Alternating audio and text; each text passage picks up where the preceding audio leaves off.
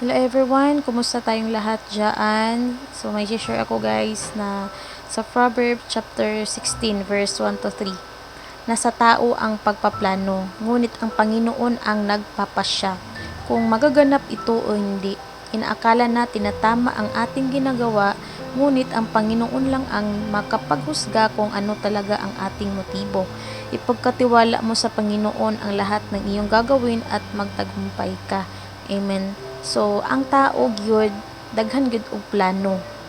Mano prapod sa kuan daghan gyud og plano. Pat katong mga plano gyud nako wala gyud na tuman. Siguro nay mga plano sa tong kinabuhi nga wala gyud ginaalaw sa Lord.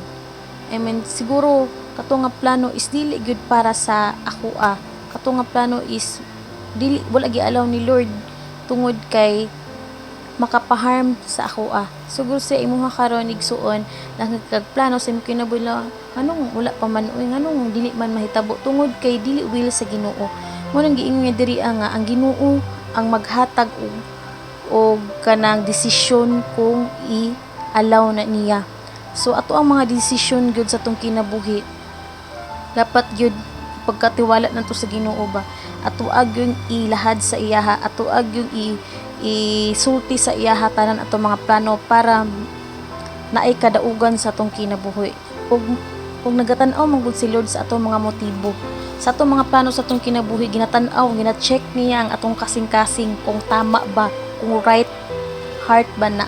Kay kung dili gyud right, wala gyud dili gyud na i-will niya.